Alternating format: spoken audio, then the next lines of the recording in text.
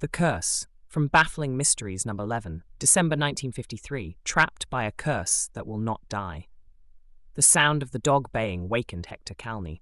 It was a long, mournful sound, coming in the quiet of the night, and Hector lay tense and rigid under the covers.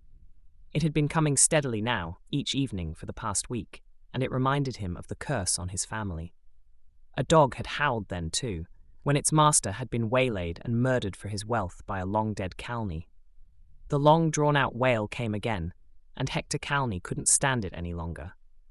He knew he had to go, make sure that his secret was well guarded. Hector Calney slipped softly out of bed. He padded down the stairs to the main floor and out to the kitchen. The door of the cellar squeaked slightly, but then he eased it open and went down the stairs. He hadn't been down there since the night it had happened. He picked up the flashlight lying near the bottom of the stairs. Then slowly he spread its light over the opposite wall. There was nothing showing, no crevice, no uneven spot to reveal his secret. It was as he'd thought. He was safe. Hector turned off the flashlight and turned to go, and it was then he saw it.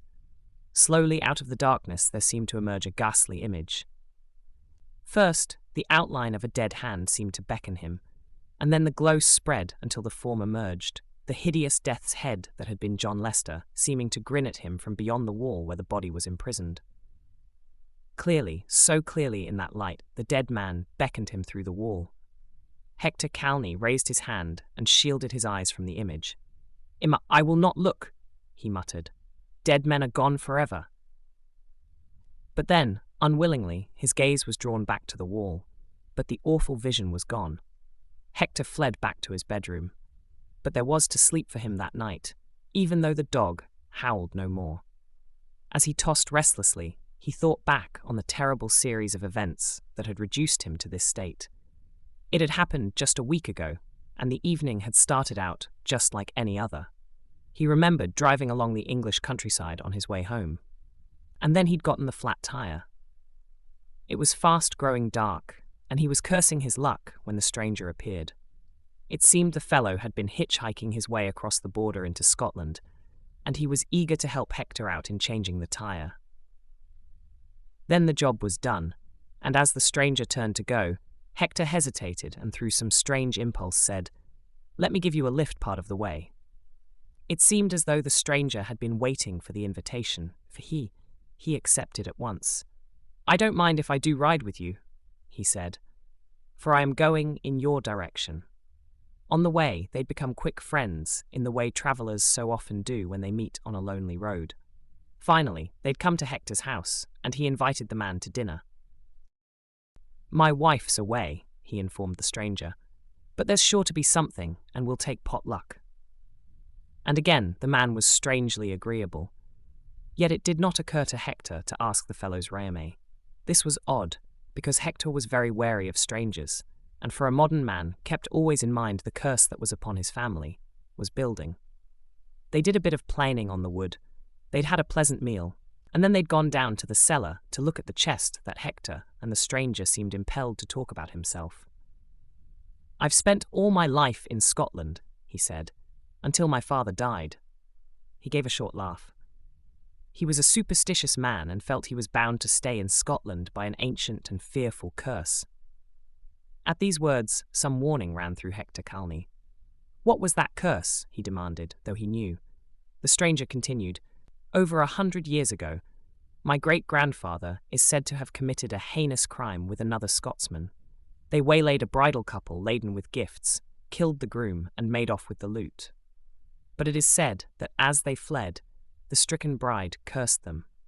'Your line shall end in death by each other's hand. You shall slay each other as you have slain my love.' She turned such a look of hatred on the two that they dropped the silver and fled, one to England and the other into the wilds of Scotland. They swore never to move and chanced to cross each other's path. As the other stopped, Hector said softly, 'And Calney shall slay Lester, and Lester, Calney.'" Suddenly, the full meaning of what he was saying burst upon Hector, and fear coursed through him. "How do you know this curse?" the stranger demanded warily. Hector was suddenly conscious of the menacing planing tool in the other's hand. He kept his eyes on it as he said slowly, I am Hector Calney, descendant of that ancient Scotsman. And I am John Lester, the other said.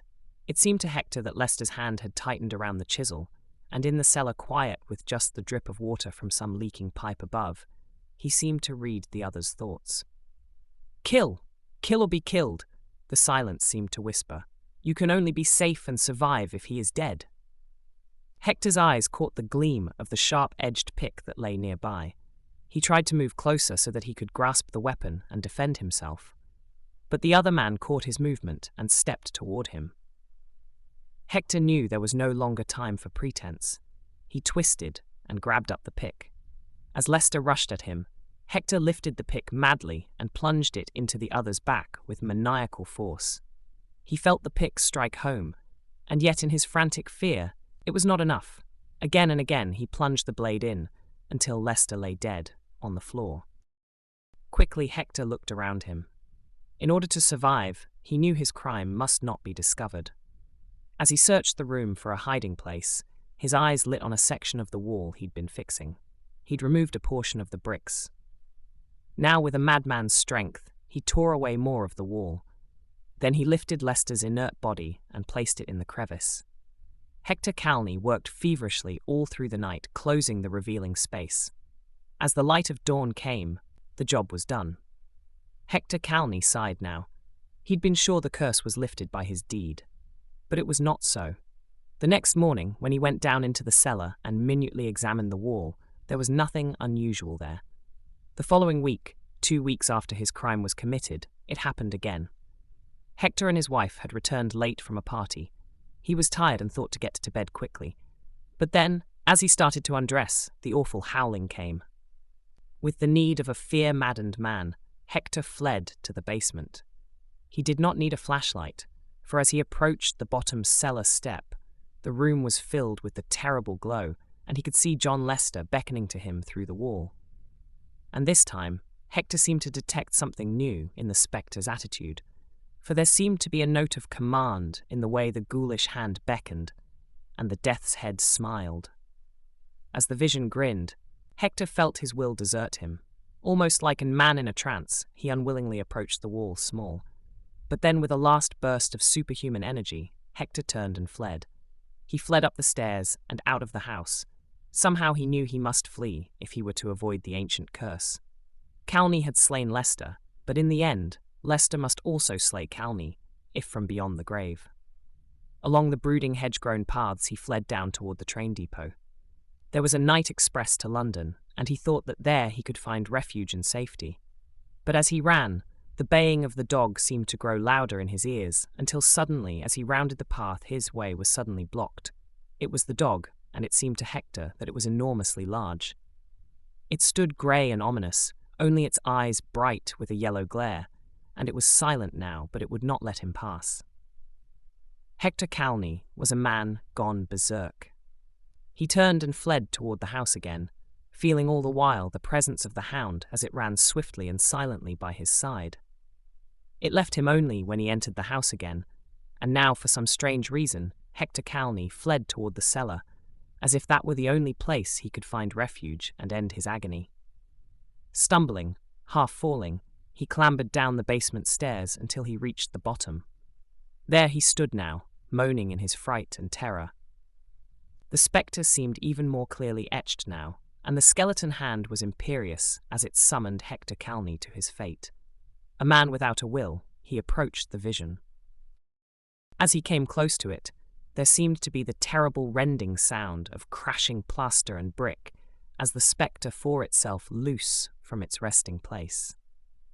Hector fell back, and desperately he tried to escape the clutching fingers that stretched out to him. But even as the scream came from his throat, the seeking hands closed around him and throttled off the sound. That was how they found him. He lay dead in the basement. But strangely enough, there was no gaping hole in the wall. The cellar was neat, everything in place. But half lying across Hector Calney where he had fallen was a strange corpse that was later identified as the body of John Lester. The corpse had started to decompose, and the constable estimated that he had been killed at least 2 weeks before. But what seemed most strange in the strange end to Hector Calney was the fact that he, too, seemed to have been dead at least the same length of time as Lester. Yet there were many people who had seen him alive and well just the day before. The end. The preceding thrilling story has presented for your enjoyment. This classic work is now in the public domain, making it freely available to be shared and appreciated by all. Some elements may appear outdated or insensitive by today's standards, but we present this work in its original form to preserve its historical context and literary significance. Sit back, relax, and indulge in this timeless tale. Please like, comment, subscribe, and share. Every bit helps this channel grow. Thank you.